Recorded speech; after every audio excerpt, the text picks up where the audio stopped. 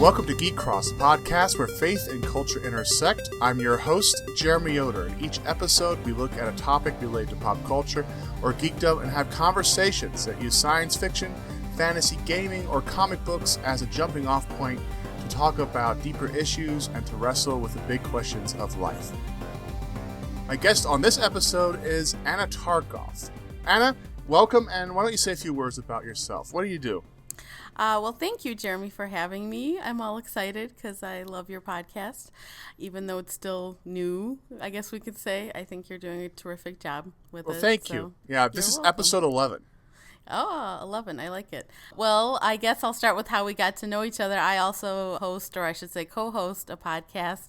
My podcast is about casual gaming, and my co-host is Jessica Dennis, and we talk about games, and we also bring in a lot of issues, a lot of time of diversity. We are obviously two women talking about games, which is, minority opinion in some circles as far as gaming is concerned.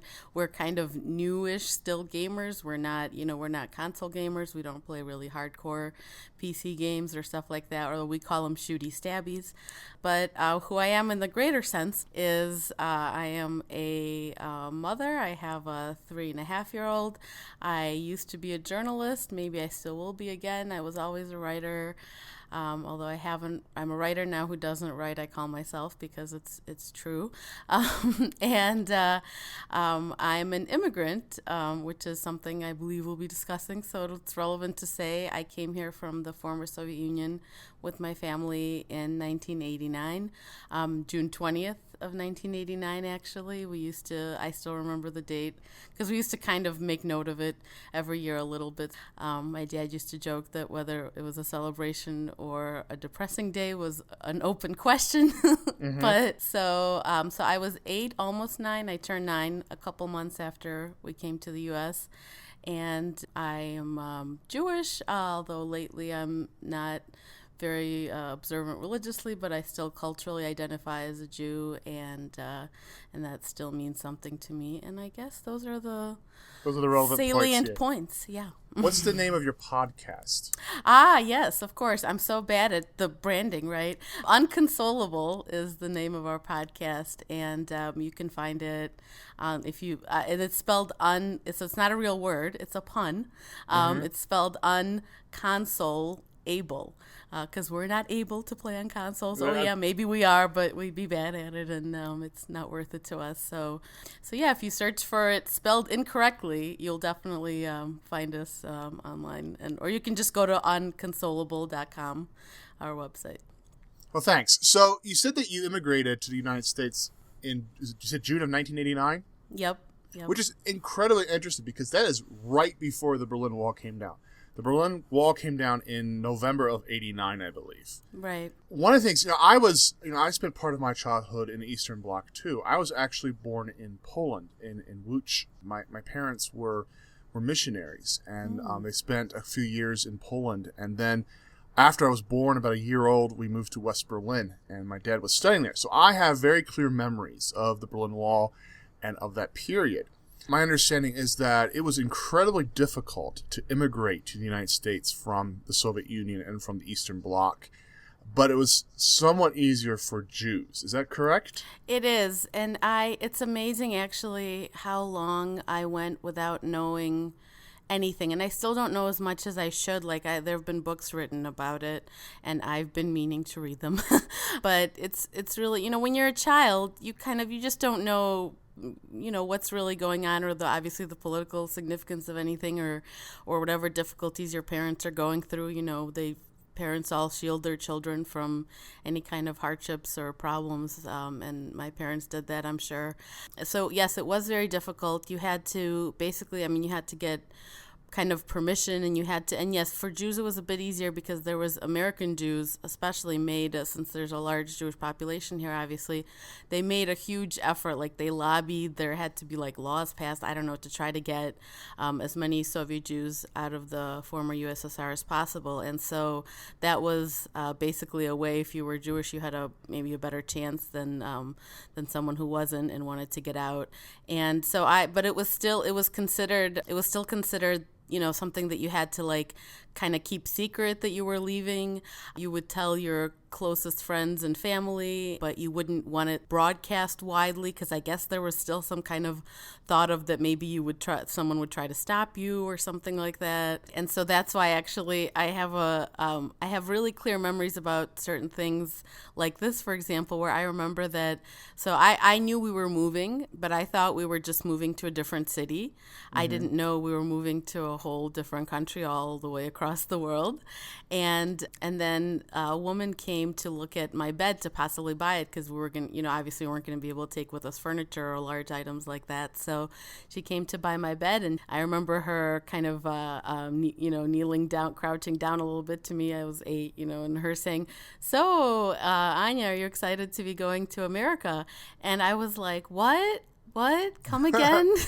"We're going where?" So she spilled the beans. Now we were leaving already pretty soon, so I guess hopefully it wasn't too worrisome for my parents that I was gonna tell a bunch of people or kids at school or but yeah, I wasn't. My sister was older; she was 16, so she was in on it, but I wasn't told, and so that's how I found out. So it's kind of a funny story. So why did your parents immigrate?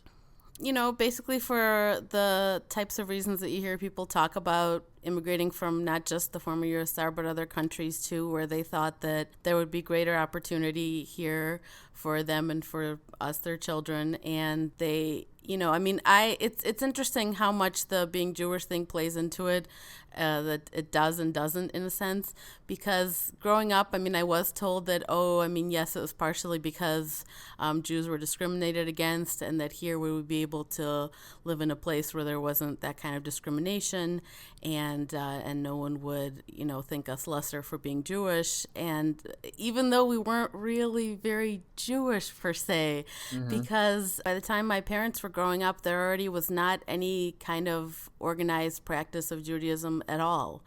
Older people still remembered traditions and things that they were supposed to do or prayers but it was basically almost wiped out as far as people like my parents' age being able to grow up knowing anything about our traditions or our culture. So it was a lot of cultural stuff that stuck around, like the food and the types of jokes people make, or all the types of things that aren't religious. And so I don't think I didn't really grow up with a sense of being Jewish necessarily until later. It was kind of okay, yeah, one of the reasons we're leaving is because no one will discriminate against us, which of course isn't true, but right.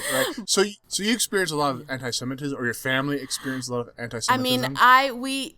I again, being 8, not that I recall did I ever experience anything. I have heard stories of things that my parents have experienced, of course, my mom, she was supposed to be what would be the equivalent of the valedictorian of her school, and they gave it to the person next in line because she was Jewish.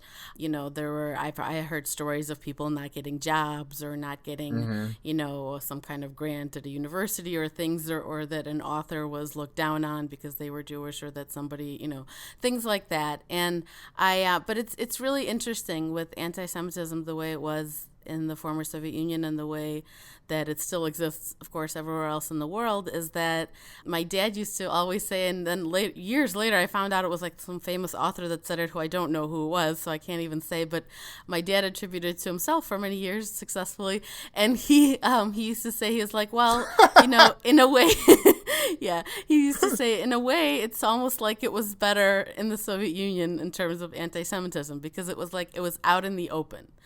There was no doubt, everybody knew that you were Jewish, and they were going to make jokes about you, and they were going to say things about you, and they were going to, deny you entry to this or not give you a job or, whatever. And so it was out in the open. It was known. It was and it was officially on paperwork, from what I understand, your nationality was Jewish. It wasn't Russian or Soviet or whatever. So, right. So there was no hiding it, basically. But whereas here and in other places that are supposedly, westernized and modern, and, people still harbor those prejudices, but they just might not they're not going to say it's considered politically incorrect to really openly talk about something like that. So it's like almost like as if it's, I mean, I still think it's better overall, but kind of the commentary on that being that is it better or worse when something's hidden or whether it's completely out there. So. Well, I mean, I hang out sometimes with some fairly conservative Christian people, and you'd be surprised how many anti-Semitic kinds of comments I hear. It's either... Yeah, I wouldn't be surprised, but yeah, that's... I mean, with Christianity, it's either total, like, support for Israel or anti-Zionism, elders of protocols of Zion kind of stuff. And there's always these kind of extremes, that I encounter. And of course, support for Israel is not like a litmus test issue on whether you're, an anti-Semite or not, because there are Jewish people who don't agree with things the Israeli government does, and there are Jewish people who do, and so it just depends. It's a political thing, just like any, I mean, nobody considers somebody un-American, or they shouldn't, if somebody disagrees with something our government does, and it's considered our right and our privilege to be able to point that out. So it's the same thing. And Jews in Israel themselves too, not just Jews here.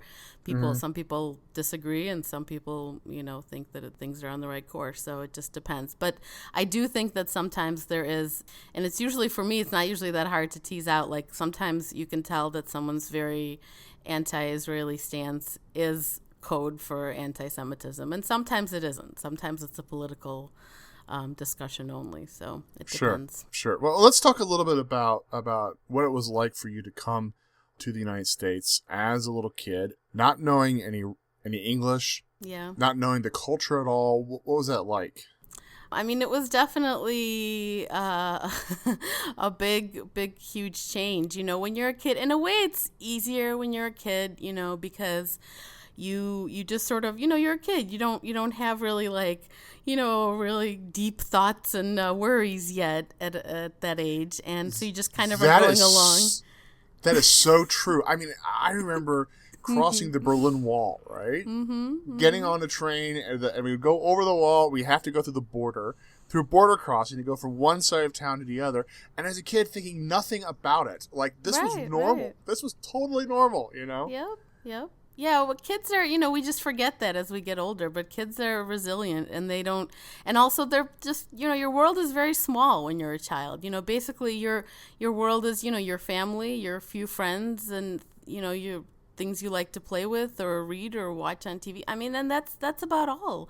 You don't really have this great big world that you're aware of and are thinking of. So in that sense, it was okay. It was definitely not easy because we ended up living in actually a very affluent area, even though we didn't have any money. We had American relatives that helped us a great deal, which was great and very helpful. And they had this kind of like old and rundown house because even affluent areas sometimes have like the dodgy parts, Right. And so it was sort of like that. It was a very, very nice suburb of Chicago, but we were like on the outskirts of it, where like a lot of Hispanic people who I was friends with a lot of the kids who lived there, who worked for landscaping companies that worked at the rich people's houses. So we lived over there, but I went to the affluent area's schools. And so that was definitely hard because I didn't have a lot of friends. I mean, because I didn't have cool clothes or, all the things that these kids that had a lot of money. So it was, looking back, it was definitely a little bit hard. And I mean, it was probably way harder for my sister, who was 16, and so she was in high school, and that must have been, I don't know. She also didn't have a lot of friends, as I recall. It was tough, but you learn a language actually incredibly quickly. I mean, people are always, I still get amazed that people like so often really surprised that I don't have an accent. Or that I have a Chicago accent. You have a Chicago accent. I know. I mean, you want to hear real Chicago accents, though. You've got to like come to like a White Sox game and like find some guys who are like firefighters, policemen. Those are, that is some serious stuff. I have a mild version of that, but yeah, I don't have an accent because we didn't live in an area where there were a lot of other Russian-speaking people. Some people who, when they came here, they lived in these certain areas where there were a lot of immigrants, and so they were around other people that spoke Russian all the time, and their kids also learned English quickly, but they may have, retained more of an accent. So I don't have one, and sometimes I wish I did, because it would be a little bit more cool, like to have an accent, and people would be like, "Oh, where are you from?" Well, I just passed as an American, and that's fine. So that's an incredibly interesting thing, because when we were in Germany, unless I opened my mouth, I passed as German. Eventually, kind of like my hair got cut, in the German way, and I had German style glasses, and as long as I didn't open my mouth and hear my accented English or accented German, I could pass. And even now today, there are parts of me, I haven't been back to Germany in, I think, 15 years, but there are still parts of me that feel German. Is that true for you too? Are there parts of you that still feel, I guess, Ukrainian? Well, I would say, I usually just say Russian, because it kind of seems to make more sense than Ukrainian, because if you know the history of the USSR, there was not like Ukrainian is a language that exists, for example, that I don't know. I know Russian, to the degree that I still know it. And because the all kinds of the local ethnic languages and things that were basically suppressed by the communist government in Moscow. So everyone had to speak Russian, and everyone had to know Russian. And plus, if you were in a big city anyway, it would be everyone, spoke Russian anyhow. So when we lived in Kiev, which is obviously a huge city, and my parents had to learn to drive when we came here. We didn't drive because cars were actually, number one, really expensive to own and have. But also the public transit was just so fantastic. You could get everywhere you needed to go. It's here, there's not that many cities that are like that, really, only New York that I've experienced. But yes, in answer to your question, absolutely. In fact, there's overall, only really other people who are immigrants can probably understand this. But in general, it doesn't matter if you came here when unless you were really a baby and didn't. And even then, I would say probably, because your parents or your other family would have been from another place, you always have a sense of otherness. It doesn't matter how long you live here. It doesn't matter how integrated you are into American society and American culture. My husband is an American. He, where he was born here, and his parents were born here. And it doesn't matter how many years it is. You never really lose that, in my experience. And I think other people will probably agree. You always feel like somewhat of an outsider to everything, really. I remember actually when I met my husband, he grew up on the southwest side of Chicago, and I felt like he seemed like he was really rooted in where he grew up. And I remember envying that. I was jealous that it seemed like he had such a sense of a home and a place that was really deeply, truly his. And I've never felt that way about any place. I feel like even the places that I do feel that way about, where I've lived for a long time, and I've always lived in the Chicagoland area. So, I do feel that way about the Chicagoland area. That's, my home for all intents and purposes. But you just never 100% feel it completely. You feel like there's always 1% that's pretending, because you're not really from here. Yeah, I know that feeling very well. You kind of where's my home? I have no home, Right. Yeah. And I've always struggled with what to refer to myself as, and that's all just part of that whole identity kind of crisis that you have. You just, I can refer to myself in lots of different things that would be true, I'm a woman, or I have brown hair. Things like that feel completely true and real and solid, because they are immutable, and there's no doubt as to whether they're true or not. But when I say I'm American, it's yes, but, if I say I'm Jewish, also it's yes, but. When I say I'm Russian, which is what I usually use for because that's what people understand. Then, technically I would have had to say Soviet, because back then there was the Soviet Union, and that's what we were citizens of. Although one of the conditions to leaving when you were Jewish and you were basically saying you were going to Israel is that you were stripped of your Soviet citizenship. So now, not that we wanted that citizenship, but it's actually kind of a unique idea now, again, and being an adult and having greater understanding. It's interesting to think that when we were left, we were stripped of our Soviet citizenship. We got our American citizenship eventually. First, we had our green card, then we went through the whole process. But in that interim, we were like without country, so we're not citizens of any country. Just kind of an interesting concept. But because you had to, basically is what you were doing, you had to say you were going to Israel. That's the condition under which they were letting you out. And then once you got out, you'd be like, oh, oops, just kidding. We're really going to the U.S. And now there was nothing they could do anymore at the time. So we spent we went to Moscow, then that's where we left the country, and then we were in Austria for like a little over 2 weeks. I don't know why. And then in Italy is where we lived for 3 months, which is where you waited to see if you were going to get a visa in the visa lottery. And it seemed like eventually everyone got one. I don't know the actual answer as to whether that's true or not. Along the way, there were some people that, like in Italy, there were people I know that stayed there. They were like, hey, this is okay. And especially like older people, I think, the weather was great. Right. Food is good. Yeah. Yeah, this is great. I love it. No, actually, I mean, I've never eaten gelato to equal what they had in Italy. I still remember what that tasted like. But yeah, and then it was like a big deal when you got there would be like a weekly meeting or something. Everyone went and they'd read the names of who went. So that was a big exciting deal when they read your name and you were going to get a visa, and that's when you meant you were leaving for America. So I remember a lot of stuff like that was in Italy. For me, it was all big fun. I was a kid, swinging from palm tree fronds in our backyard of our apartment building that we lived in, and so it was all great for me. What strikes me is that your parents pretty much gave up everything to be able to come to the United States. Yes, and that's something actually that as an immigrant, as a child of immigrants and as an immigrant yourself, you actually struggle with for your whole life. At least I have, because it puts an enormous burden on you of that whole idea, and people are always underscoring it and always saying it and always reminding you of it, that your parents gave up everything to bring you here and for you to have a better life.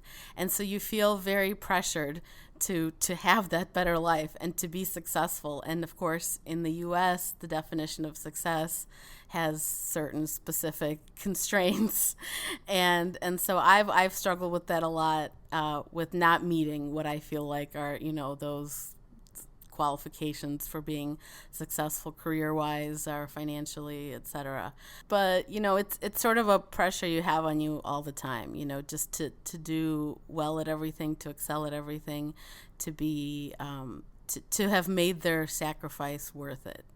I think one of the things that's been hard, and this is not just simply an immigrant thing, is that we're our generation. I mean, you and I are both in our 30s. Yep. So the American dream, where you do a little bit better than your parents, you eventually buy a nice house in the suburbs, that doesn't seem so realistic anymore. And, no. I mean, in my profession as a pastor, that is not a very lucrative profession. And, right. Yeah, I think this idea that we are going to do better financially and economically than our parents, going to be more successful, isn't really true anymore. I guess we have to sort of redefine what the good life means. We have to redefine what success means, because we won't do better than our parents. Yeah, I hope that's going to happen at some point. I mean, I'm kind of pessimistic because I feel like that's so deeply ingrained, and so I mean, maybe that's something that can happen eventually. I hope so, because even if I can, like, for myself, I try to believe and convince myself that there are other measures by which, and actually, I mean, now that I've been a mother for 3.5 years, I do believe that, like, I mean, that's a measure. I believe if I can succeed at that, then that will be something. You put a lot of pressure on yourself there too, and it's so it's hard. You're always striving to achieve some perfect goal that you're not sure you can attain. What makes it worse for me too is that I went to school in Berlin, to high school in Berlin with kids that were their parents were ambassadors and were business leaders, and so of course these kids have gone on, are wildly successful, and you look on Facebook and they're traveling to Southeast Asia and doing super cool things, and I'm like, I'm in the middle of nowhere, yep, southeastern Colorado, and I have a very similar experience, Jeremy. I can relate because we lived always in these affluent areas, and then when we did move into like our own home that my parents, took out a mortgage and bought the way you're, supposed to do. They were counseled by their American relatives that the number one thing you need to look for is an excellent school district, and they're still paying the super, super high taxes in that excellent school district years later, now even when they don't have kids in school, obviously. I mean, my sister was already, 2 years away from graduating high school, but for me, so I went to very, very, very competitive schools, really excellent schools with all who are all in the top whatever state lists and everything. And so I went to school with all other overachievers, and I have the same exact experience when there's like an alumni email thing they send, or there's I'll hear about people are doing the ABC, and I'm like, oh, I stopped reading them was my solution. So I recommend you to look at Facebook lists. I do that. I do that. I mean, I think. Yeah, no, I'm no joke. That's people are Facebook. I heard somebody once call it like the success theater of the internet, and that's what it is. And it's a recipe for unhappiness. If you have any doubts or anxieties or anything about your own standing or anything, then just don't look at it, or use it just in minimal ways. Well, what I try to remember is that these folks, even though they're posting pictures, have stuff in their lives that's probably not great too. And yes, people really mainly put the best things. I mostly post about my kids because it's a safe thing to post about, because if you post about politics or theology, people get mad. Right. Yeah. You'll your whole life will be spent on Facebook then arguing. Exactly. With So here's the cute things that my kids do. Yeah, no one can argue with it. Well, let's talk a little bit about pop culture. So, sure. When I was a little kid, my childhood pop culture stuff is all messed up because, we were in Germany, and at that time, Transformers and He-Man and G.I. Joe were not prominent culturally in Germany. I knew of them because I went to school with military kids, and they all had that stuff, but myself, I didn't have any of that. I didn't watch any of that. And what I did watch, however, was, German state television had children's programming, which is very different from U.S. children's programming. And I watched a lot of Eastern European stuff.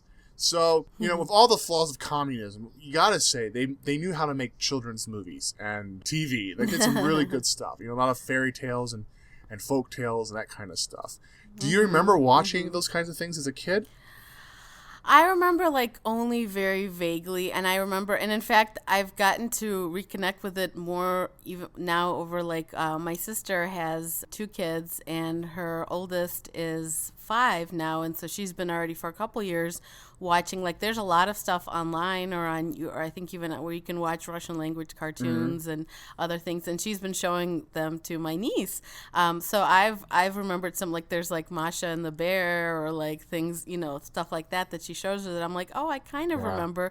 I mainly only remember the one I remember really well is that was a cartoon series that was similar to Tom and Jerry here, where there was a cat and a mouse, and they were at odds, and it was hilarious. And I think I even remember connecting the two a bit, then watching Tom and Jerry here and being like, oh yeah, this is this is similar. Yeah.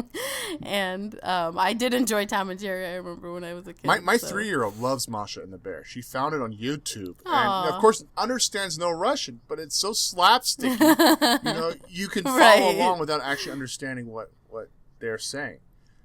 Yeah, in a similar fashion. I remember my dad still probably to this day, since he's 6.5 years older than my mom, so and not as good with languages. He's more of a technical person, and so my mom's English is very good, and she's she can speak with almost no grammatical errors, and she can write pretty well and everything, but my dad was always lagging behind in that area, and he prefers in terms of stuff that he enjoys, if he's watching things in English, then action movies, things that are you don't really need to understand that much. Right. In a Steven Seagal movie. You really don't need, like a fine grasp of English because there's really not that much of it used. So, and my grandmother, I remember, used to love, like, she used to watch Highlander and Renegade and, like, these shows where, I don't know if maybe she thought the guys were cute, or like the Three Stooges. Like, I used to watch a lot of Three Stooges with my grandparents, I remember, because you definitely don't need to understand anything in terms of what's being said for that either. And so it's interesting how things can be enjoyable like that. Like kids, especially with animated stuff, I actually remember reading, I thought this was so fascinating, like the reason why kids like animation in general more than adults, obviously adults still enjoy animation a lot, but is because kids are more abstract thinkers, like, and they prefer a more abstracted version of reality than adults, where they prefer like real people and real, saying things that, and so I thought that was really interesting. Well, a lot of European cartoons have no actual dialogue in them, right? To make it easier with different languages. The one that I really loved as a kid was, the English name would be, it was a Czech cartoon, The Mole. I don't know if you ever watched it. It's about this little cartoon mole, and he's considered to be the Czech, Mickey Mouse, and he'd just go out and he would explore the world, and he would interact with things, that he didn't understand, human things. It was super cute, but there was no words to it, and just like he would giggle and make noises of wonderment. Another one is Pingu. It's a Swiss cartoon. Oh, I know of it, yeah. And they don't actually have any language. It says wah, wah, wah, wah, wah, wah, and right. That's pretty good. I loved that as a kid, and I still, Sure. There's something about it that really I feel really connected to. Yeah, I did watch a lot of Sesame Street, like after we came here, which was probably, help. I mean, that's how really, that's like that's the story as far as how kids learn, the language that they come to. If you have a TV, like your kids are going to learn the language, basically. One of the big stories about Mia Kunis, who's also a Ukrainian Jew, I think, and also immigrated in the 80s. She learned English. Yeah. She says she learned English by watching TV. It certainly helped with my German when I was young, watching TV. Absolutely.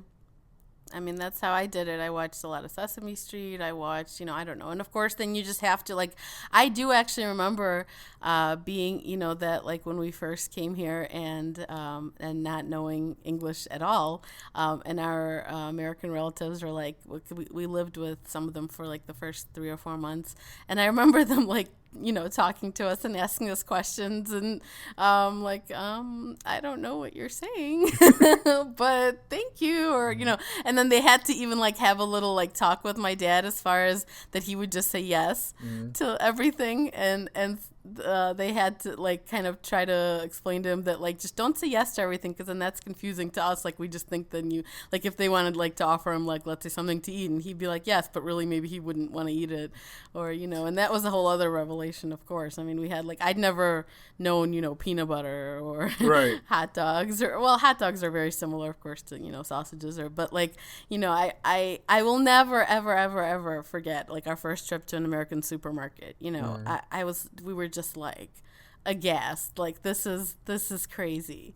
Like look at all of there's like 20 varieties of each item. It's insane, and it was just, and I remember supermarkets in the Soviet Union with like a lot of empty shelves and like a few cans. Yeah. This or that, so but I always, I mean I did have like there is a certain when you're an outsider, like I talked about, and when you have that like deep need and desire to fit in and to be part of something, and to be like everyone else, I don't know if other immigrants feel this way or not, but and I would guess people either go one way or the other. Either they have like maybe a deep aversion to American culture and things that are American, or they just really love everything and embrace it and try to become as knowledgeable in it as possible and try to understand as much as possible about what makes things American and what people's experiences were growing up that you missed out on, or that that are different. Or so I mean I remember like loving like New Kids on the Block, boy. like because my yeah I know because my of course I had friends in school who were all into it, and I was like, okay, so this must be something that's a big deal. And I and I was I probably thought they were cute or whatever girls that age think, and and I took I've kind of stepped away from a lot of things that I used to do more before having my son and other things happening. But I embraced baseball in a huge way, because there's nothing more uniquely American than baseball. There isn't. It's everything. It's everything Americana. That you long for to be a part of, to even pretend for a while that you're part of that whole apple pie flag waving whole thing. So my husband was a fan of the Chicago White Sox when I met him, and I was I started just being interested, and so he had to start explaining everything to me, and I because up till then, of course, I'd watch a baseball game on TV and I'm like, this is the most boring thing I have ever seen. Yeah. And I don't understand the big deal, and it's still boring on TV even when you are but there's nothing like going to a game. I mean, that's where the Yes. fun really is. When we came back to the States, we ended up in Evanston, so we were on the north side, and I ended up being a Cubs fan, which I'm sorry. I know I've learned is an exercise in futility. And yeah. the way I've consoled myself is anybody can have a bad century. I mean. Sure. Well, you as a person, obviously a theological, knowledge and background, I guess you can sort of take that view. Where you have a greater sense of history than I feel like American sense of history generally goes back like maybe 70 years. Sure. I don't know. It's not very far. It's the role of suffering in our lives. That's kind of True. Yes, you could learn a lot from being a Cubs fan. So what aspects of yourself do you still think feel Russian, and what ways do you today, even though you're rather acculturated, you pass as an American? What part of you still feels Russian?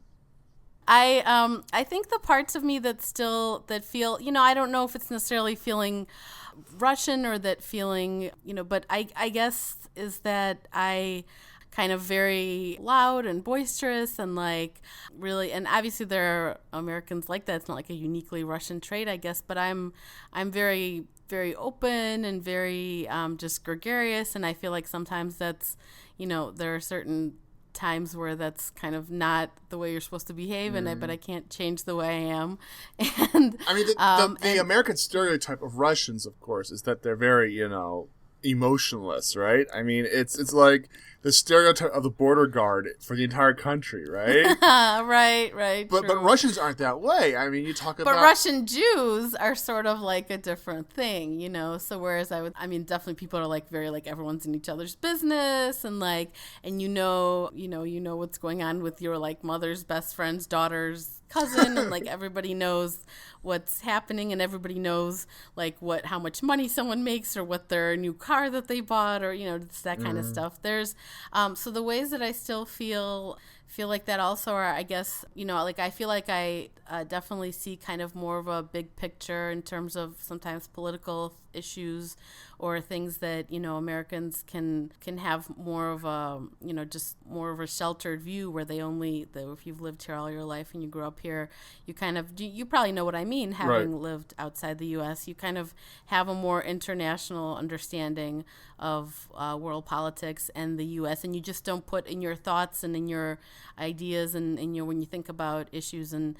events that are going on, you don't put the U.S. so much at the center necessarily of your thinking. You kind of have more of a internationalist kind of approach, and this is well, yeah. I mean, there are places that you have connection with because you've been there and there. I mean, for me, the current, I guess, civil war, is that the best word for it, in Ukraine? I was in Donetsk, and I spent a week in Donetsk, and, you wonder about the people that are there and what's happened to them, and are they okay? Yeah, I have a friend who literally lived in that area where that military base is and where things were like everything started. And she's had a really hard time with it because she really was right there. We were not, it was not as much where we lived in Kiev, but it's hard. And it's and I do remember like when you said that we came here at an interesting time, and then the Berlin Wall fell, and then when the dissolution of the Soviet Union happened, shortly thereafter, it was, I do remember my parents being just like glued to the television. They were just like watching every development that was going on. They were just watching TV constantly, and they were so, and at the time, I didn't understand, so I didn't know what the big deal was all about. But to them, this was obviously a huge, huge event, and they were paying close attention. And one of these days, I should probably talk to them more about how it felt or what it was. I don't really know some of those answers, but it was like culturally also just the things that I, certain things that I didn't necessarily experience growing up. Like my parents just didn't understand, obviously all these American things like sleepovers, like trick or treating, like, things like that, like, or having, birthday parties they got with the program, I guess, so to speak. And they wanted me to, feel, I guess, like I fit in and I had things but you'll never feel that way, like I said, and you'll always feel like, okay, it wasn't exactly right, or I don't know, or, I do remember going trick or treating, but I do remember my dad like talking about this, like, oh my God, like, what is this, going around begging for candy, like, to people's houses? This is insane. This is nuts. If you think about it, it does sort of seem weird if if you're not used to the concept. It is weird. It is very strange. I had a similar relationship with Halloween. I actually, because I attended a German American school in Berlin, we had Halloween at the school.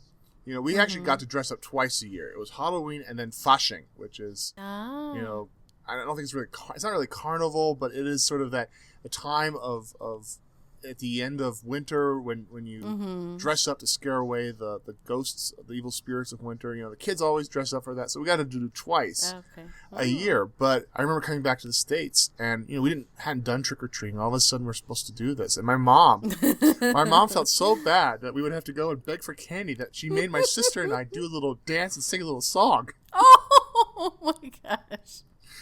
Well, I'm sure people really appreciated that, though, whose doors you knocked on, because this was probably the best thing ever. Usually, the kids don't say anything, hardly even. They just So I'm sure that they got a kick out of that. So it wasn't for naught. I'm sure it wasn't, but it was kind of weird and awkward, Yeah, for you, sure. No, I mean, there are things in Germany that I missed. And there are times, like I look forward to the point when I can take my family to Berlin and I can show them where I grew up. Yeah, I think in high school, because the public transportation was so good, I was able, and I had a transit pass. I was able to go and explore all kinds of places. And, there's part of me that just still has that sense of I'm different. And no matter how much I kind of, I pass as normal, there will always be that sense. Yeah, and I've had that just throughout, like, just off and on. Like, sometimes it's like I try on something for size for a while to see if it fits, and then, I may discard it, or I may just feel like it doesn't. I'm always looking. That's like my eternal, like, life's kind of journey, is to find a place where I feel like I belong and I'm part of a group. And I'm always finding groups like that, and I'm always I'm always finding myself a part of something. But so far they haven't lasted for really, really long time. So we'll see. Like, right now, like, for instance, Jessica and I have been doing the podcast for a while, and we're a part of a certain group, of people that do podcasts, or that people that do certain specific types of podcasts, and that's nice. And I have, like, an online community and an online family that I'm a group of. I have this mom's group I'm very involved with, so I'm part of that. But it's like, even with being Jewish, it's like I've always had that struggle. Like, you don't really, it's not like you're not, like, there's I think somebody I know once who wrote an article something about, like, you're not Jewish like I am Jewish. So because you don't have that same, like, people always, a lot of American Jews, and you growing up, like, people talking about going to, like, Chinese restaurants, on Christmas or whatever, or, like, getting Chinese, like, so I'm not like, I can't take part of that experience. Like, that's not, it's not like that was something we did, or it was part of our experience, and it wasn't, and I don't think it ever has been. Even, it's like, why can't you just make food at home for yourself. You don't. Why do you have to go get and, Chinese? That makes no sense. Yeah, I mean, I don't get it. Like, I still don't. There's things that you can only pretend at understanding or knowing them, deeply, or so I'm not like American Jews. I am like other Russian Jews, I guess, or other Soviet Jews that came here, but since then we've splintered too, and there are people who are like very observant here, and some who are way, way, way secular, and so I don't really feel like, and I feel like I don't fit in with the one or the other really. And so it's always been hard. Well, I mean, I grew up, I'm a, what do you call, cradle Mennonite.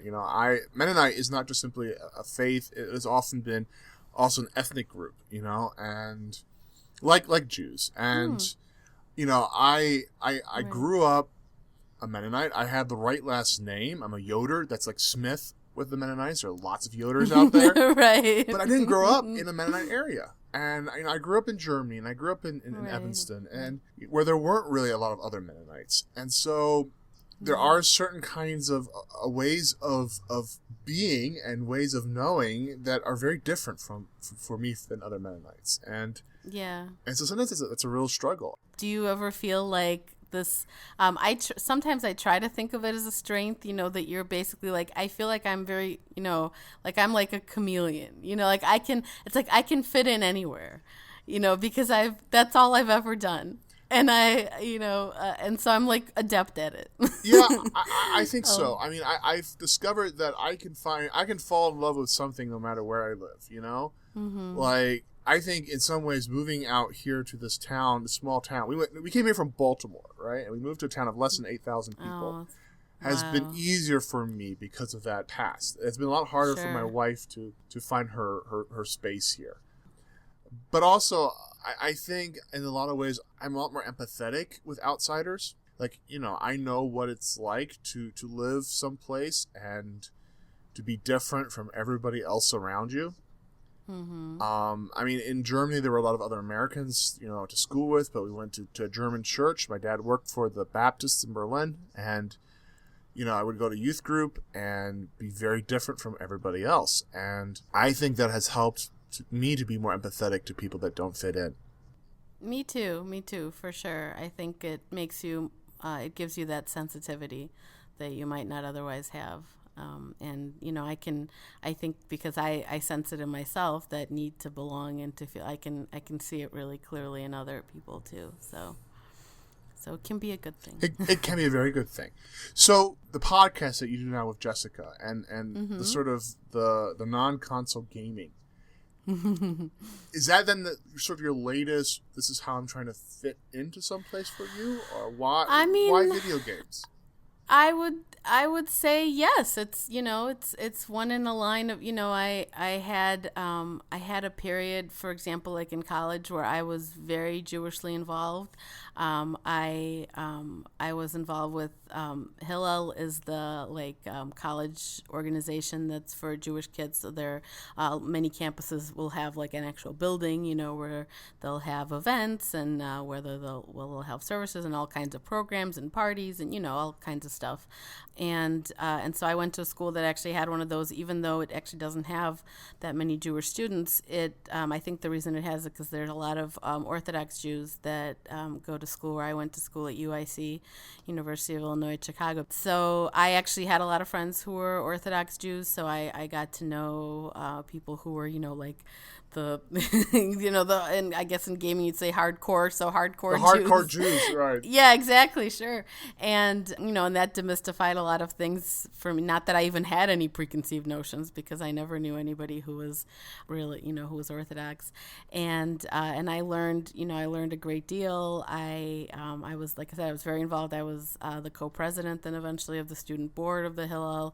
I did go on, which probably what started me down the whole path, is I went on a trip to Israel called Birthright Israel, which what Jews are really good at is philanthropy, for example. So there were these two really wealthy philanthropists that donated just these huge sums of money to this whole project to send kids who are between 18 and 25 who'd never been on a group trip to Israel. Did you go? Did you go do that? Yeah. It was so it was a free trip, a 10-day trip to Israel for free. So it was really amazing. And so I was 19 at the time, and they really did drill that into us. Like the goal was to, this was to reconnect you kind of with Jewish heritage and everything. And they wanted you to, when you get back, like, don't just be like, thanks for the trip, bye, to get involved in your local Jewish community. So I was like, okay. And I've always been a joiner, and so I'm, so I got involved. And so there was a period where like that was like my tribe, I was really involved, and I had I even remember like after summers coming back to Hillel, walking to the building and people were like, Anna, and it was like, Norm on Cheers, where everybody knows your name, right? Yeah. Yes. And they did. And I felt so much like I belonged, and it was wonderful. So that was a nice time. I felt like that was a period where I tried that on, and it didn't stick for some reason. I guess I didn't find another community like that where I felt I haven't tried extremely hard yet. And so that was one thing, then I really got involved in, like blogging and media, and then I became an actual journalist. I didn't go to journalism school. I studied political science, but I started writing this political blog, and then I was like, I actually want to write real things, and then I just wheedled my way into the media industry and became like a person, a minor voice in like the whole, future of news crowd, like people that are thinking and theorizing about where media needs to go and how journalism needs to change in the digital age, all that stuff. It's the whole cottage industry. So there was that for a long time. I felt like I belonged to that was more of a virtual kind of tribe, but I felt like I belonged there. I felt like I belonged. I'm a journalist. Like that's my identity, and that's what I do. And for a brief time it was, and then I had my son, and I've talked about this before. He's autistic, and so that's been a whole other journey. So that's a tribe that I'm part of, although I still haven't really connected that much yet with other parents. I have online, I have actually a much more secure kind of connection, and a group of people a group of moms that I'm really close with who have kids with similar challenges. And so now, podcasting, yes, you, it's no secret. And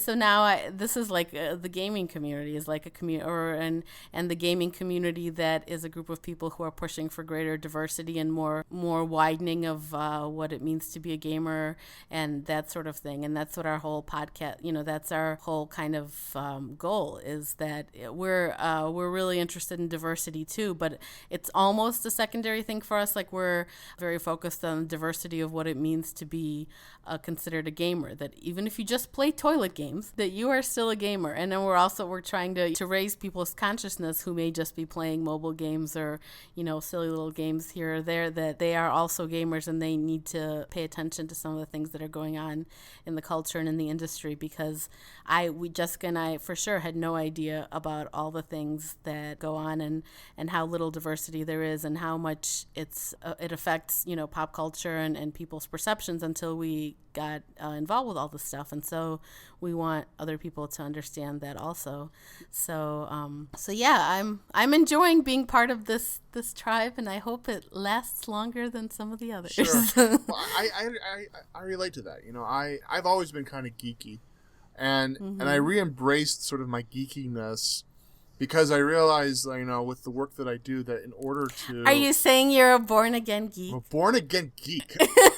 Maybe, in a sense, yes. I think I've embraced it with a new sense of vengeance. Me too. Vengeance. Like, Me too. At one point it kind of drops off. You still watch the movies and stuff, but you don't really, think about it that much. But, I embraced it again because I realized that with this pastor stuff that I do, I needed to have something that was not ministry, or I was going to go crazy. And we all do. Everybody, even if you're very passionate about your work, you need to have things that are outside of that. And I live in a place with very few young people, but people in their 30s. And right. And so, it's... Hey, we're still young. We're still young. They tell me I'm young. I feel old. I've got 2 kids. I feel ancient, but they tell me I'm still young.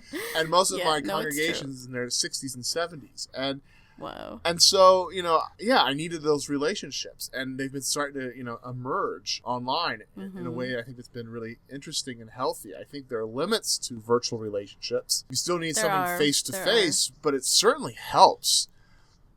For me, though, I re-embraced the geekness in about June, July of last year when Gamergate really hit. Yeah. And so there's this weird thing in geekdom right now where on the one hand, it is like this community where it has lots of oddballs and people that don't fit in other ways. But on the other hand, there are these gatekeepers, the hardcore gamers, the hardcore geeks. Yeah. They're trying to keep the door closed from anybody else coming in. Yeah, and the reality is that it's kind of always been like that. Yeah, it has been. And we just didn't. It just hasn't kind of flared up maybe in this great a way in the past. And I think the reason that's happening now is because there's so much more of an influx and diverse voices and people saying that, hey, we're also geeks, and I'm also a gamer, or I'm also a sci-fi fan, or I'm also a comics fan, or whatever, and that there's a group that's that wants to keep them out. And this is, my hope is it's sort of like the last gasp, the last dying gasp of that kind of thinking. And because I feel like that's when there is always a regression in terms of social change in any area. There's always like the period where like things are changing, then suddenly there's like a backlash, and you can have some, actually you lose some ground sometimes even when that happens, and then to have to gain it again. So hopefully that's all it is. Yeah, time will tell. Change is really hard, and I've often compared church to Gamergate, which is, the church in America is going through so much change so quickly right now. Mm-hmm. And there has been this flare-up of resistance to it, and there's a lot of nastiness that's going on right now because of that. So, but I think change happens, and we don't really get to stop it, no matter how hard we try. Yeah, well, right, like you and I have talked about with like issues of, marriage equality, being something obviously that's, to put it lightly, a hot button issue. Yeah, it is. And so, it's hard. It's very hard. Change is hard. I have sympathy for people who feel like their world is under assault. Their like very sense of being is under fire, I have that someone is telling them that, and I know you have that same sympathy, and so it's but I don't know how to help them through it, and I don't think that I can in the case of geekdom, and they need to have a come to Jesus moment at some point, and I don't know what that will be, but you can't run away from massive social change. I think the best you can do is figure out how do you live in it. You can either accept it or you can resist it, but you have to live within it. And I think a lot of people, when it comes to greater diversity in geekdom, are not yet willing to live within these changes that are going on. Right.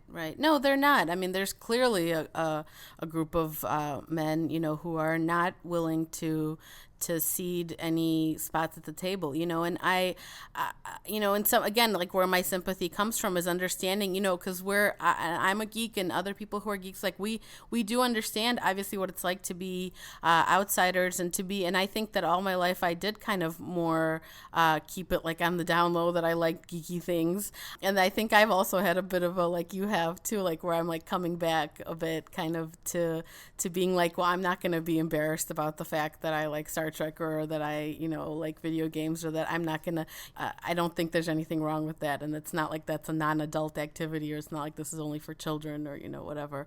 But where a lot of these guys who've, that's always been like their safe haven, or their safe space. And of course, I mean, I can understand how that must feel, that like these people are invading your safe little clubhouse that you've built for yourself, where you can be totally yourself.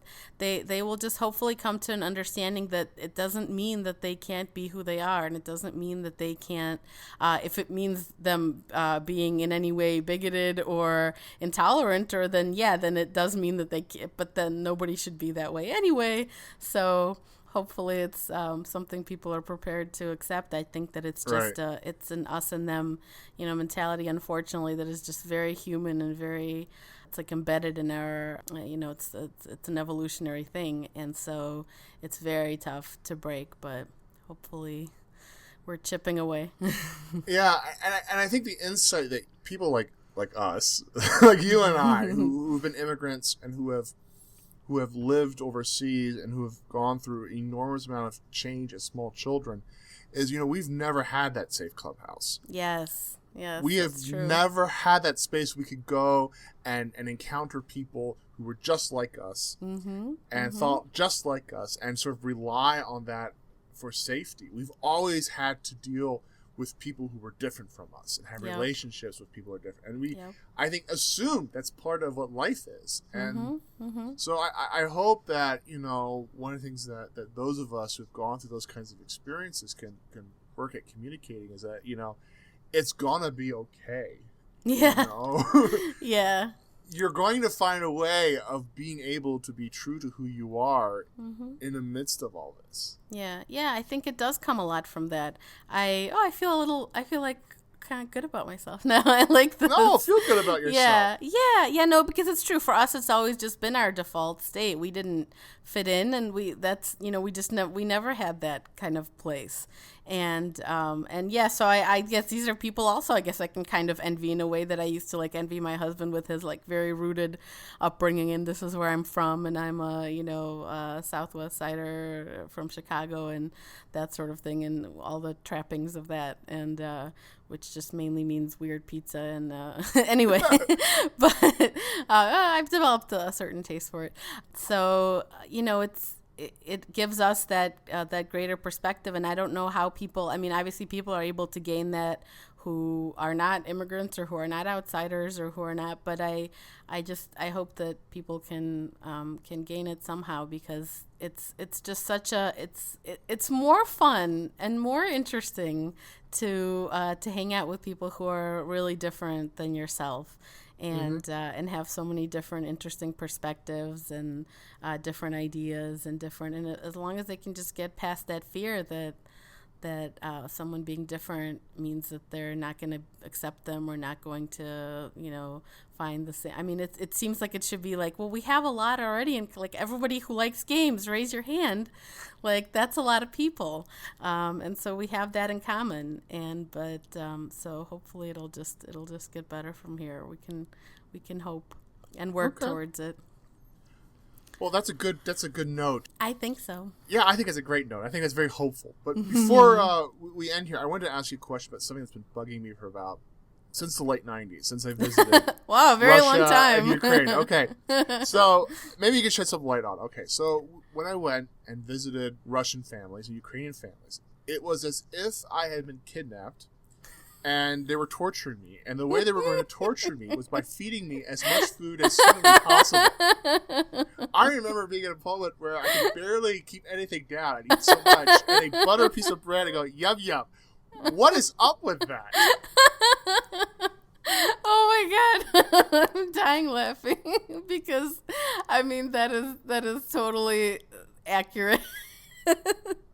What is up with that? Now let me see. I don't know how to explain it, but yes, this is an integral part of Russian culture, Russian Jewish culture, but whether people are Jewish or not. I don't know the answer, but I would urge you to think of it as a positive. It means that they're happy you're with them, and they're being, they're trying to welcome you in the best way they know how, like you said, by stuffing you so full of food that you can't even take a breath. I have had the experience, of course, and I've also, like, I mean, there's still, like, in the Chicagoland area where there's a ton of Russian Jews, there are some, like, Russian restaurants where you can go and actually have this experience. You go, it's not a restaurant like that. Like, I remember actually being mystified by, like, how, because we'd go to American restaurants sometimes, too, where you, like, have a menu, and you order a dish, and then you eat that dish, and then you're done. Or maybe you have a dessert, but, you know, that's it. And then whereas when you go to a Russian restaurant, and I do believe now they might have some that are like the American style where you order like off a menu, but mostly it's the like there's like a menu like A, B, or C, whatever, with like 5,000 things on it, and then you ordering one of those for your table of people, however many there are, and it's like the food just keeps coming. And I clearly remember taking my husband to one of these parties for the first time ever. It was my father's like 65th or 65th, I think, birthday. And, you know, and my parents have actually really also like gotten away from that stuff. Like, and they're like, well, we can't eat like that anymore either. Like that's, you know, you get to a certain age. And they're also very like, they're into like being healthy and whatever, or at least my mom is. And she makes my dad too, of course. So, but like Russian food isn't particularly healthy. No. I mean, I love meat and cabbage and bread. Like, I'm there for that, but it's not healthy. No, I mean, it's crazy. I mean, we used to eat stuff, and I used to love it, and I don't know how. We used to eat, it's called sala. It's like, basically, it's like salted lard.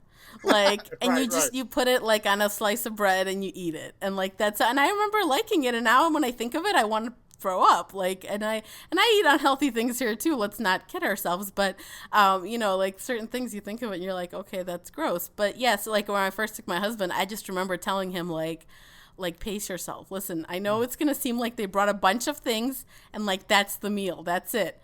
No, there's several more waves of that.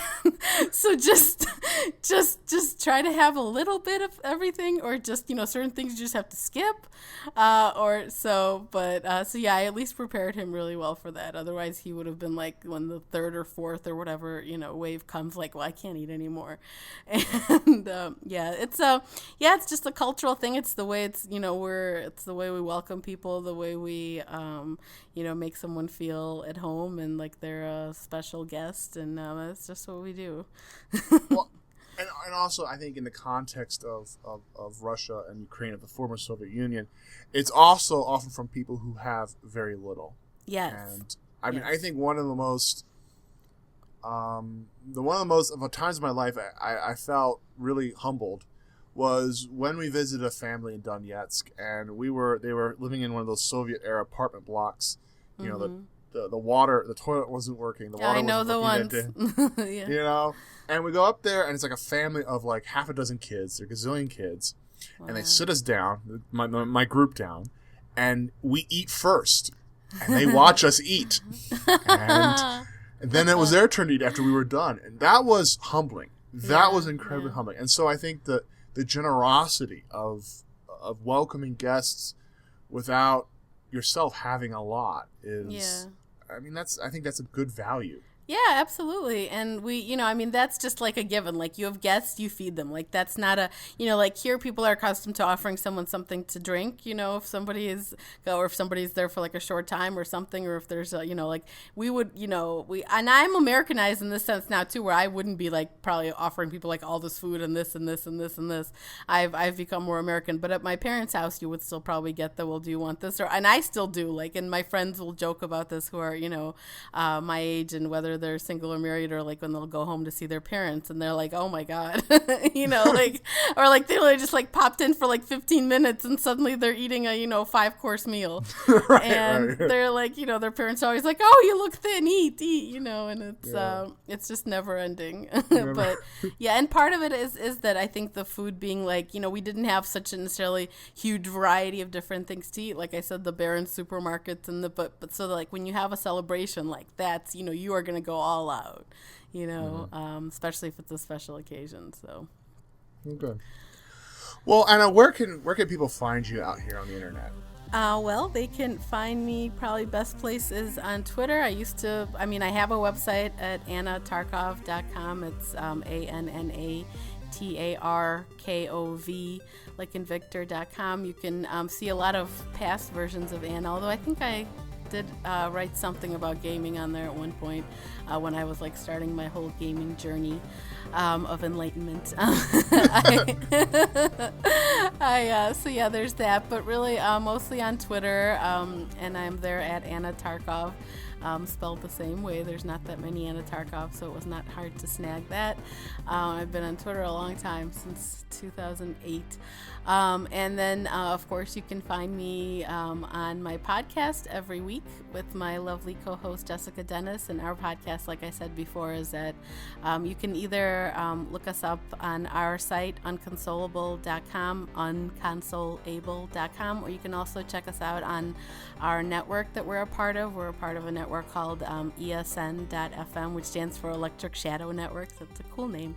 It's a very cool name. Yeah, and they have a lot of other geeky podcasts too. Like they have something about comics. I know that I haven't really checked out yet because I'm not huge into comics. And they have there's other really cool podcasts on there. And now there is another gaming podcast called Spawn on Me, which is really great. So we're part of this network, and everything gets published on there as well. And we even do a slightly fancier job with our posts there. So that's at esn.fm if you want to see all the podcasts, and then if you just want to see us, it's esn.fm/unconsolable. But you should check out the other stuff too, possibly, especially if you're into some of those other topics. All right, well, thank you so much for coming on, and I really appreciate the conversation. Sure, thank you. Me too. This was so much fun. I'm glad. I know now we have so much more in common even than we did before. If you like Geek Cross, please help us out and leave a review on iTunes. Our Twitter handle is @GeekCrossShow. My email is geekcrossshow@gmail.com. Geek Cross is a McLaren production. My name is Jeremy Yoder. Thanks for listening.